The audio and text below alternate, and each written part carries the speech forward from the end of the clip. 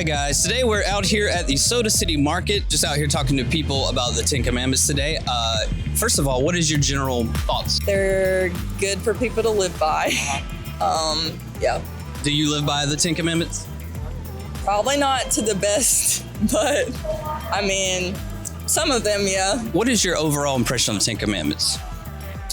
What do you think I think there's supposed to be a guideline. Mm-hmm. Are there any that you don't like?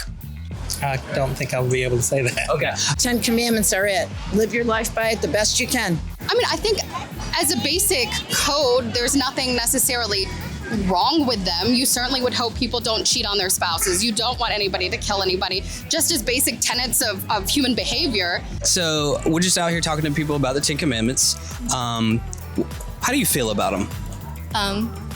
I think they're great, and I'm a Christian, so I believe in the Bible, so I believe it was God's will and God's divine knowledge that gave us the Ten Commandments, and it's something that we should implement in society. First of all, do you think the commandments came from God?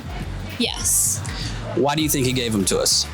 To help, to have clear ways to help us change our behavior and to know not as just what is right and what is wrong, but how to help live our lives a little more.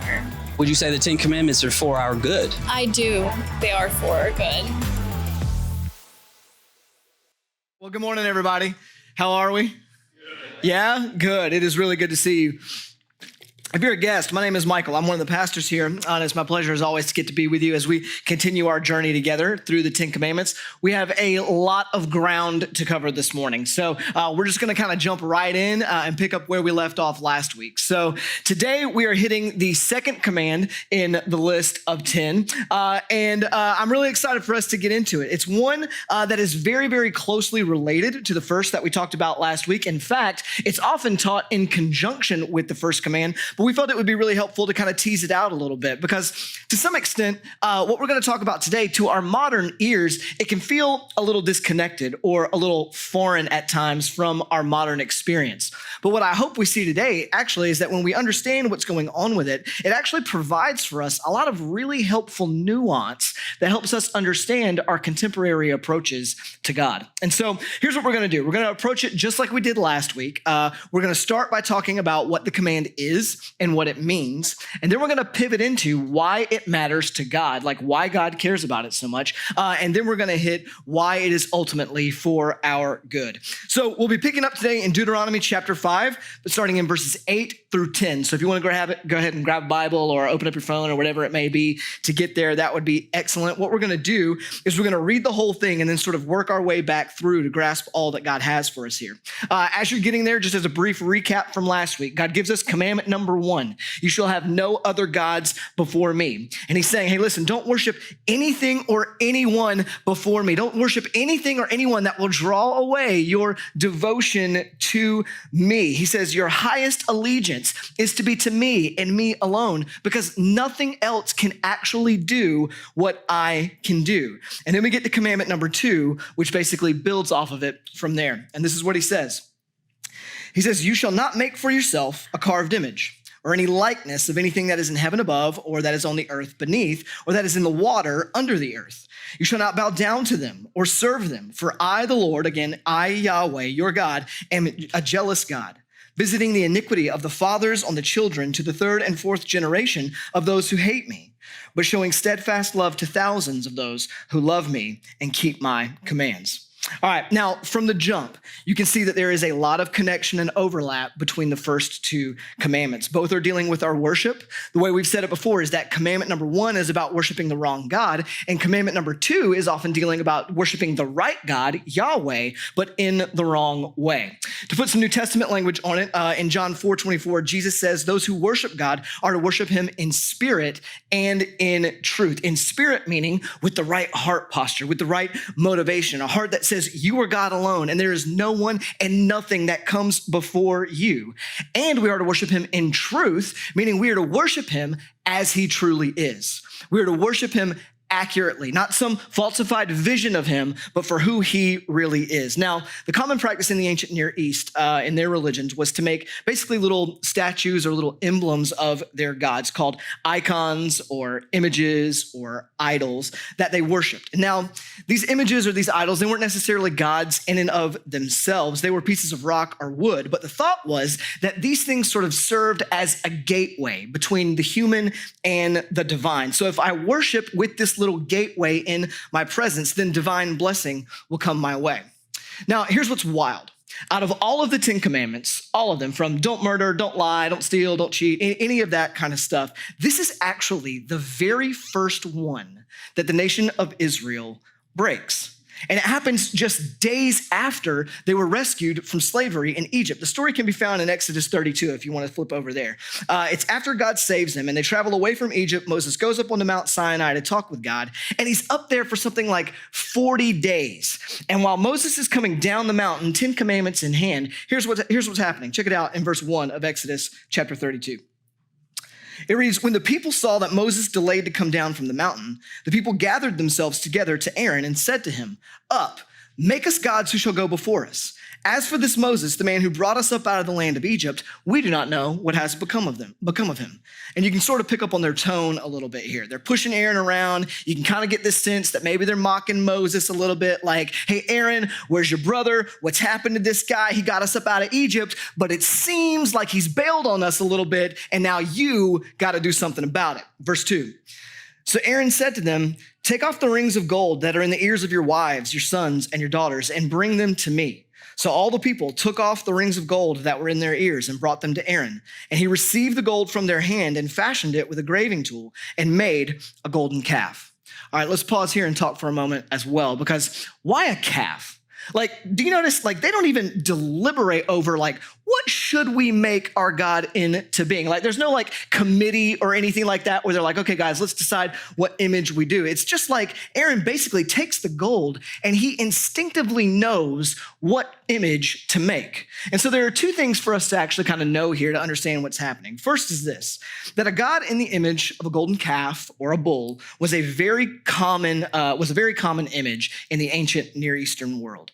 The surrounding nations had images of their gods that looked exactly like this, including Egypt, where Israel just came from. And so in many respects, this was a very culturally popular way of understanding a deity or understanding who God is. And so what Israel is doing here is they are going with what they know, and they're going with what's around them, making their God look like a God that everyone else would worship too. They're essentially sanding away many of his distinctives such that they wouldn't be all that different from their neighbors, and neither would their God be from the gods of their neighbors. Secondly, the bull in the ancient Near East was a symbol of strength and power. So not only was it common, but it was a symbol of strength and power. And if you think about the position that the Israelites were in, this is exactly the type of God you would conclude that they would want. So Moses, their leader, he's been gone for a very long time. For all they know, he might be dead. And so if you're them, you don't know what's going to happen to you. Here you are sitting out in the wilderness, at the base of a mountain, living in tents with no country, no kingdom, no military, no land to call your own. And it'd be understandable in that moment to feel a little lost, to feel a little weak, a little powerless. And what type of God would you want if you were in a spot like that? It's not a trick question. You would want a God of strength, one of power. And in this cultural context, that would be a God who looked like a bull. So this is why they're making this God. Let's keep reading.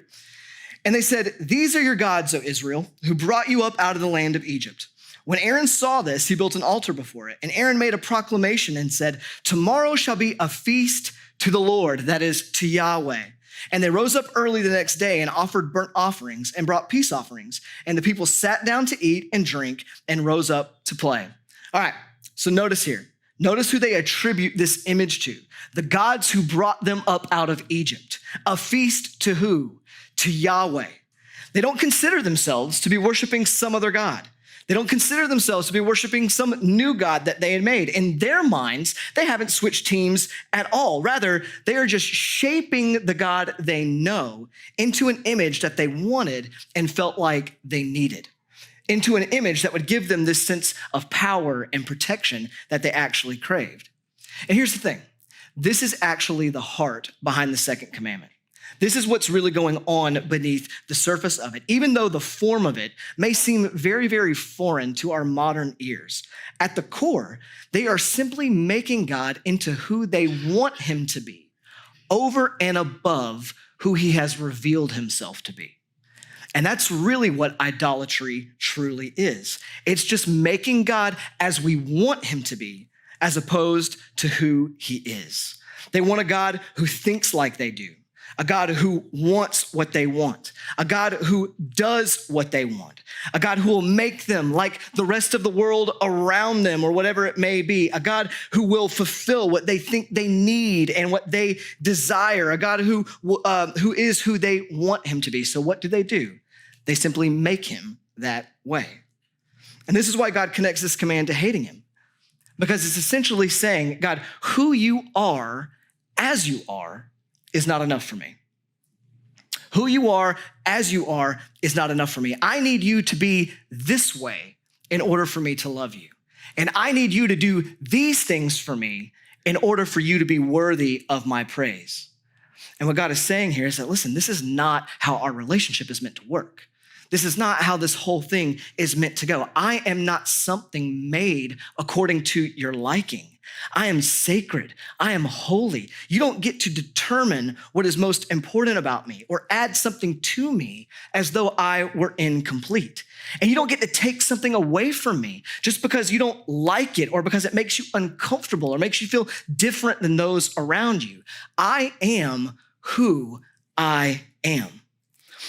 Personally, when it comes to idolatry, I think that pastor and author Tim Keller in New York City, I think he talks about it better than anybody I have ever heard. For the record, if you have not read his book, Counterfeit Gods, I highly recommend it to you. You need to add it to your must-read list like today, probably yesterday. It's absolutely fantastic. But one of my favorite ways that he talks about or illustrates this idea of breaking the second commandment is he talks about it as though we create, in his words, a Stepford God, which is basically this play on the old movie, The Stepford Wives, if you're familiar. If you're unfamiliar, first of all, it's an incredibly creepy and weird movie, all right? But the general gist of it goes something like this. Basically, there's this quiet little town called Stepford. And in this quiet little town, strangely, all of the women in the town strangely look and act and speak kind of this exact same way. They all just sort of cater to the wants and desires and needs of their husbands. And the big twist, and for the record, this movie's 50 years old, so if you haven't seen it, kind of shame on you. It's not really a spoiler at this point. But the big twist in the movie is that basically the men of the town have allowed their wives to become abducted and then exchange them for robots who look and sound like their actual wives, but aren't actually the real thing. They exchange them or swap them for these beings that look like the real thing, but aren't, and actually now just exist to cater to their wants and desires. They've been edited and changed for the husband's pleasure. Now, obviously, that is incredibly messed up. Just wildly messed up. And that's kind of the point. The movie was meant to be social commentary on problematic and dehumanizing attitudes towards women from society and men. But Keller's point, and the point of the second commandment, is that this is what is going on when we create God in another image. We are debasing him. We are editing him, changing him. We are neutering him. We are making a Stepford God.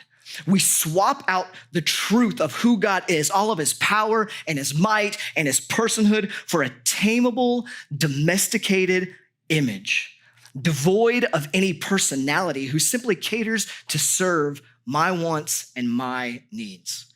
And for the Israelites, the golden calf was their image. And while certainly we also have a tendency to elevate created things like we talked about last week as though they were God, I would contend that our idols, the way we kind of do this, is a little bit more philosophical in nature. For example, have you ever noticed how people who are uptight and controlling and rigid tend to think about and talk about God as though he were the exact same way? That what he's really after, what he really wants, is everybody just to fall in line and do what they're supposed to do. Or on the flip side, have you noticed how free-spirited types tend to think and talk about God like he's just as carefree, just high-fiving us on the way to accomplishing our dreams? Like, what's happening here? All that's happening is we are creating God in an image that happens to be our own. And we do this in countless ways. And we do it all the time. So for instance, we like to see ourselves as good people.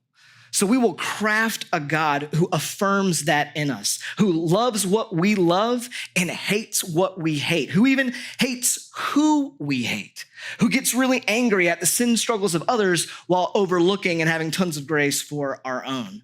Or perhaps a God who doesn't care about sin at all. Because if he doesn't care about sin, then I don't have to care about sin either. It's an image of God that's false. It's an idol.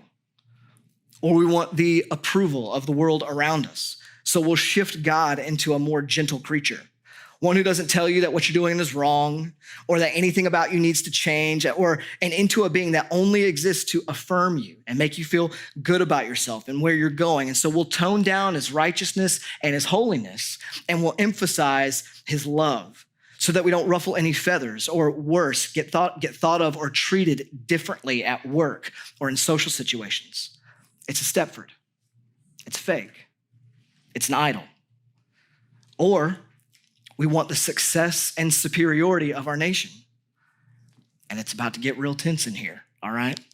We want the success and superiority of our nation. So we'll fashion an idea of God who likes America the best and who's a little bit skeptical of everyone else. A God who rubber stamps every move that our country wants to make and everything that has happened in our history. It's a fake. It's an image of God that's false. It's an idol. Or maybe we believe that the key to happiness is comfort and possessions. So we create a God who will deliver this to us, who is indifferent to what we do with our money. Or we'll create a God who promises to give us these things if we're faithful, that this is the God of prosperity theology. And it's a Stepford, a counterfeit, an idol. And all of these and more, these are Stepford gods. They might look like God in some ways from a distance, but they are not the real thing. They are idols built by our imagination, and we may not even realize we're doing it. And for the record, I try to say this every time we talk about this. I'm not up here saying that this is just a you problem. This is a me problem too. Like, I do this all the time. I am so prone to project onto God this false image that he's basically a vending machine. That if I put in the right inputs, he will deliver the right outputs. That if I am faithful, he will be the one who delivers to me the life that I've always wanted, or the life that I desire, the well-behaved kids, the conflict-free marriage, the success and the comfort, or whatever it may be that I'm actually after. And the truth of the matter is, that's a fake. It's a Stepford. It's an idol. And if you look really close here, you can actually really see the overlapping nature of these first two commands. Because anytime we project a false image onto God, we are actually creating and worshiping an altogether different God. We are actually creating and worshiping a God who is not the God of the Bible, but is something altogether different. Our idolatry, philosophical or otherwise, it just simply reveals what our functional God already was to begin with, whether that was a God of sex or wealth or comfort or control or fill in the blank, whatever it may be for you. So this is the command, and this is often how we break it. But let's pivot here, because our aim is not to just understand what the command is and how we violate it, but why God cares about idolatry in the first place. Why does he care about it in the first place? And why is it for our good that he actually does? The answer to those questions, I think, actually comes in the last half of the command. And in my opinion, it is one of the most surprisingly beautiful excerpts that we are going to see in the entire Ten Commandments. Let's pick back up in verse 9. This is what he says. You shall not bow down to them or serve them, for I, Yahweh, your God, am a jealous God, visiting the iniquity of the fathers on the children to the third and fourth generation of those who hate me, but showing steadfast love to thousands of those who love me and keep my commands. Now, you may be thinking, jealousy, visiting the iniquity on the third and fourth generation, Bailey, you and I have vastly different ideas about what is beautiful and what is not. All right, I get that. It's like, to me, this sounds like at best confusing, because doesn't the Bible also say that jealousy is like a sin and wrong? At worst, this sounds kind of cruel. So for the record, I get that. I feel you. So let's talk about it, okay? So here's the thing. When we think of jealousy, we tend to think of not being satisfied with what we have, right? That it's a posture of discontentment, wanting something for the wrong or for selfish reasons, whether that be for someone's season of life or what someone has, which we're going to hit on in a few weeks with commandment number 10. But at the root, that's not actually what jealousy is. At its root, jealousy is actually intense love directed towards something. So when you are jealous for what someone else has, what's really going on in your heart is that your heart is saying, I love this thing so much that I can't stand to not have it. Or I love this thing so much that I can't stand that somebody else is getting it and I'm not. So I love success so much that it drives me crazy to see my coworker get it ahead of me. Or I love my vision of the good life so much that I absolutely can't stand that they're getting to live that life and I'm not getting to live that life. The point being is, where there is love, there is jealousy. Where there is love, there is jealousy. So take my marriage, for example, or your marriage. Listen, I love my wife dearly, dearly. But if my boo came to dinner tonight with a boyfriend, there would be anything but indifference in my house, right? Like, that dude's not leaving there without a limp, if you catch my drift. Like, we are going to have problems because I love her. And my love for her is exclusive. This is what our relationship is meant to be. Me and you, not me, you and him. What is this? No, it's me and you, babe. This is what our relationship is all about. Husbands, I didn't think I was gonna do this, but let me just give you a freebie, all right? Like, the next time that you're in that robust exchange of ideas where your wife tells you, hey, you're spending too much time at work, where she's talking to you about how much time you're at work or spending on your hobbies or whatever, and she throws out that line of like, I just feel like your job is your mistress right now, okay? Listen, let me tell you what's actually going on there. She's not just saying those things because she wants you to spend more time around the house. She's not just saying those things because she wants you to help out more, probably for a little bit of that, for sure. But what's really going on is she loves you.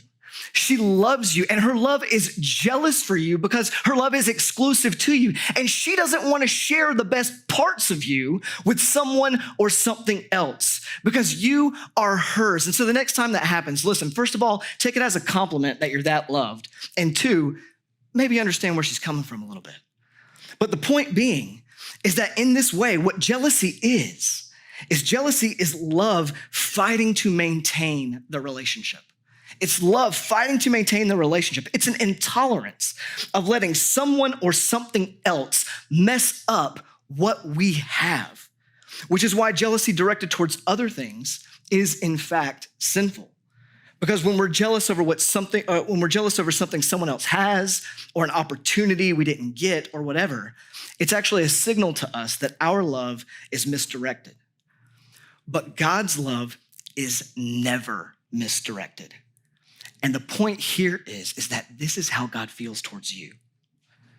This is how God feels towards you. God looks at his relationship with his people like a marriage. And God is jealous over us because he loves us. He wants to protect our relationship with him. He wants it to be fruitful and joyful, where we find our deepest needs and desires met and fulfilled in him as he truly is. So he does not share his bride with others because he knows that other lovers are not what his bride actually needs. And like the Stepford wives from earlier, that's exactly what we're doing when we create another God or when we have an idol. We are recreating God into an image of our liking. We are essentially creating another lover. And God so aggressively cares about our relationship to him and our wholeness and joy and life in him that he refuses to be indifferent to such adultery. He refuses to be indifferent to it because he knows that just like adultery in marriage destroys, so does adultery when it comes to God.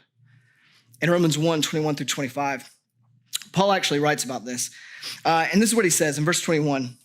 He says, "For although they knew God, they did not honor him as God or give thanks to him, but they became futile in their thinking and their foolish hearts were darkened. Claiming to be wise, they became fools and exchanged the glory of the immortal God for images resembling mortal man and birds and animals and creeping things. They created idols. Therefore, God gave them up in the lust of their hearts. He gave them up to what they wanted, to impurity, to the dishonoring of their bodies among themselves, because they exchanged the truth about God for a lie and worship and serve the creature rather than the Creator, who is blessed forever. Amen." So now there's a lot that we could unpack in these verses, but for the sake of time, just notice the trajectory that Paul lays out here. We exchange God for something that he is not, and then something happens as a result, and it changes us. The way we've said it before is that we become what we worship.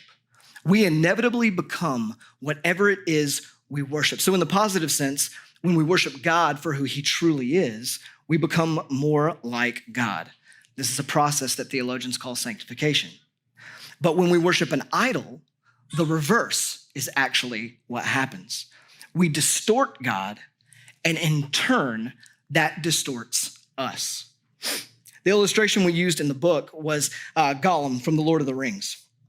Gollum starts out as this regular person, but he falls in love with this ring of power, and he slowly devolves into some other type of creature. Living in the dark, alone, losing all grip on reality.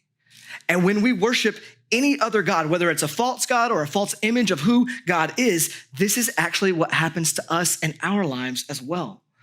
So if my step for God is all about my comfort or my freedom, then I will build my life as though everything revolves around me. All of my relationships will exist to serve and gratify my desires. And if any relationship confronts me or disrupts my way of life, then I have to get rid of them. I got to cut out the toxic people from my life. And in the process, slowly what happens is my mind and my heart become darkened and void of any real ability to love real people around me. And my life becomes full of loneliness and pride. Similarly, if your idol is all about your romance, then you'll be desperate for attention. You'll run from one person after another, addicted to an endless cycle of relationships, offering your body and your heart to whomever comes next. Depressed when you don't have a relationship and or consistently dissatisfied with the one that you're in. If my image of God is all justice and no forgiveness, then I will become mean and judgmental and probably a little self-righteous, slowly destroying my ability to have actual relationships with anyone because at some point they're gonna sin against me or bare minimum do something that I don't like. If your step for God is all about money, you'll be materialistic and your peace will rise and fall with a number of zeros in your bank account. And if your counterfeit God demands performance and perfection, then I will teach my mind and my heart to ignore the grace of God and slowly crush myself underneath the weight of my own impossible expectations. The African theologian St. Augustine went as far as to say is that all of our stress, worry, anxiety, strife, jealousy, and dissatisfaction is just smoke rising from the altars that we have erected to false gods. His point is that if we look at what lies at the heart of the majority of our spiritual problems, what we will likely find is the worship of an idol. Because worshiping a Stepford God slowly destroys us from the inside out.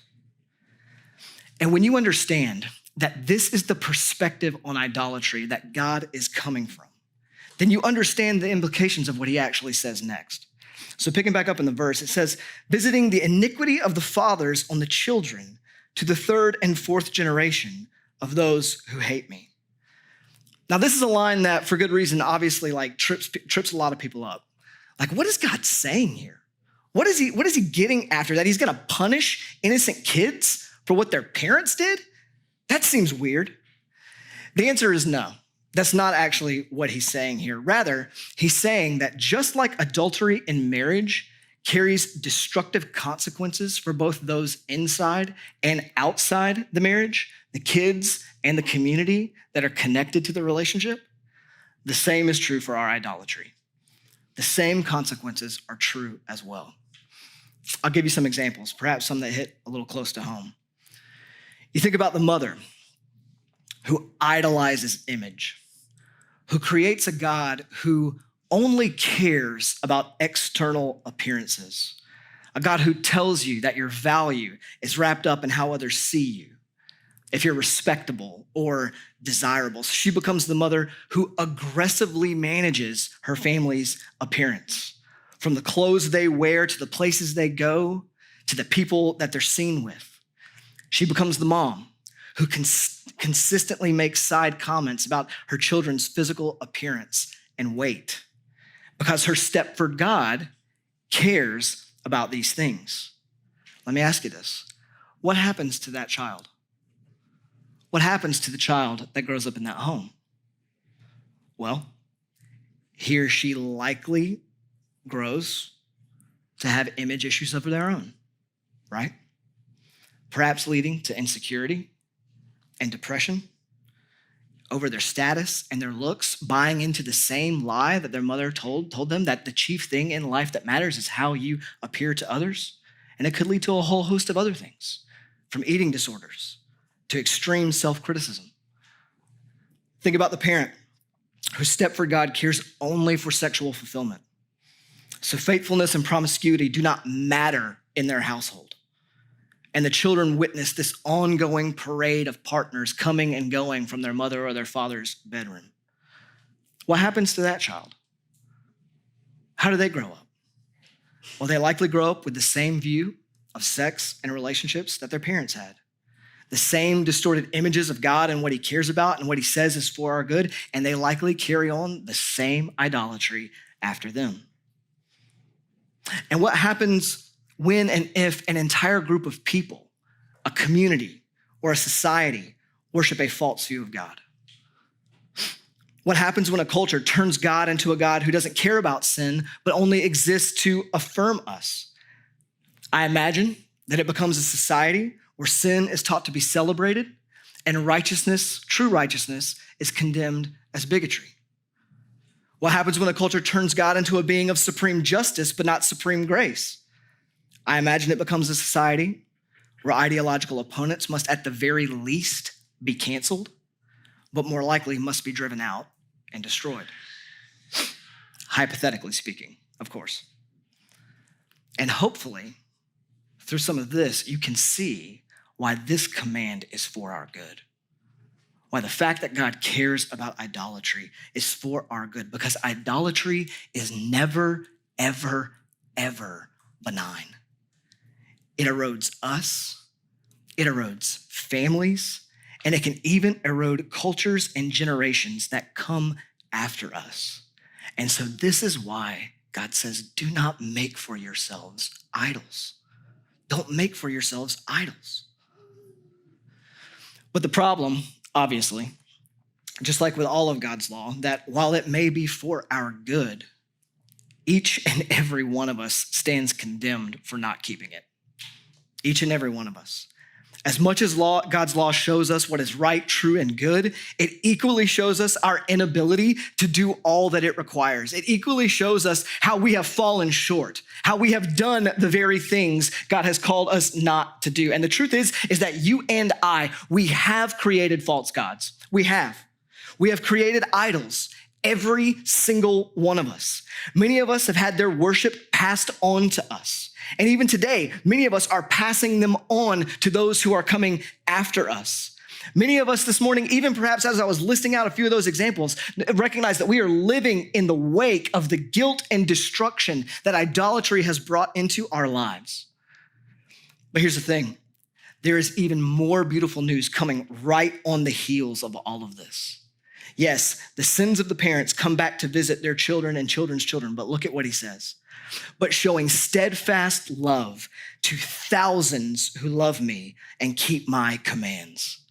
That Hebrew word for steadfast love there is hesed, and it means loyal love, faithfulness, or resolved commitment. And what we're meant to do when we see this command is we're meant to pick up on the juxtaposition of him visiting the iniquity on the third and fourth generation, but having this resolved commitment, this faithfulness, this steadfast love to the thousands. The point being is that his love is big enough to swallow up all of our idolatry and all of its consequences. You see, what is ultimately true about God is that he is not a Stepford God. He is not a spouse simply created for our own purposes who is indifferent to our spiritual adultery. Rather, he is a God who is aggressively faithful despite our aggressive unfaithfulness. This is who he is. And perhaps my favorite example of this is found in the life of the prophet Hosea. God uses Hosea's life as a giant object lesson for his love and his mercy. And it's meant to be this beautiful metaphor about how God responds to the idolatry of his people. If you're unfamiliar with the story, this is essentially how it goes. Hosea marries a prostitute who refuses to give up her prostitution. Over and over and over again, despite Hosea's kindness, despite his love, she keeps going back to the arms of other lovers. And as people are reading this account, every thinking person in the room would think, well, Hosea needs to go ahead and get his lawyer lined up, get him on the phone and start drafting up those divorce proceedings. But what happens is God says to Hosea, no, go back. Keep going back and keep choosing to love her despite her unfaithfulness. And he doesn't tell him to do this once, but he tells him to do this over and over and over and over again. And to any sensible person, this sounds absolutely crazy. I mean, it sounds scandalous even. And that's the point. God tells Hosea and subsequently God's people through Hosea that this is exactly how God is towards us. This is exactly how he is and how he will be towards you and me. Despite our whoredom, God chases us down. You see, while we in countless ways attempt to recreate God into an image of our liking, the reality is that God already has an image, and that image is Jesus. Like in the literal words of Colossians 1:15 that say, he is the image of the invisible God. This means if you want to know what God is really like, you don't have to look any further than Jesus. And what the life of Jesus tells us is that God's jealous love will stop at absolutely nothing to redeem his bride. Despite her unfaithfulness, despite her desire to turn him into something that he is not, he comes to rescue her. He comes for her, to save her and make her his own. This is who he is. He comes to pay the price that our idolatry actually deserves. And he takes all of that righteous indignation at our unfaithfulness and pours every last drop of it onto himself. And he does so willingly because he loves you. He takes everything that your sin and your idolatry deserves onto himself willingly because he loves you and cares for you and wants to make you his own. This is who he is. And we need to look no further than the cross and resurrection to know precisely what God is all about and who he is. Because in the cross and the resurrection, we see a God who is unendingly holy and a God who is unendingly loving. We see a God who hates idolatry and a God who will stop at nothing to make idol makers like me and like you his own. A God who loves you where you are and a God who loves you enough to call you to truth and repentance. A God who allowed himself to be crushed for your sin and a God who in love and in power stands in victory over it. And so similar to last week, we would do really well to investigate our hearts, to do the hard work of seeing where we have crafted a Stepford God for ourselves. But the way out of idolatry isn't simply by identifying it. As a pastor I heard once say, if you uproot the idol and fail to plant the love of Christ in its place, the idol will grow back every time. Our goal is not to be idol hunters. Our goal is to be right worshipers. we worship our way out of our idolatry. We come to the one who saves. We thrust ourselves in faith on the unconditional love and grace of God in Christ. That's what we do. That's the way forward. That's where freedom is going to be found. And listen, I don't know what your idols are, or your false gods, or your other lovers. I don't know which of those you have sought, but what I do know is that because Christ is truly who God is, he stands ready. He stands ready with the power to forgive, the power to save, and the power to swallow up your idolatry for generations to come. And so hear me this morning. You are loved. You are aggressively, unflinchingly, jealously loved by God. And for your good, he will not share you with other lovers. He just won't. And the cross tells us that he has stopped at nothing to make you his. And the only question that is really set before us this week, the only question that's really put for us this morning, is that will we cast aside our golden calves, and will we actually come to the one who saves?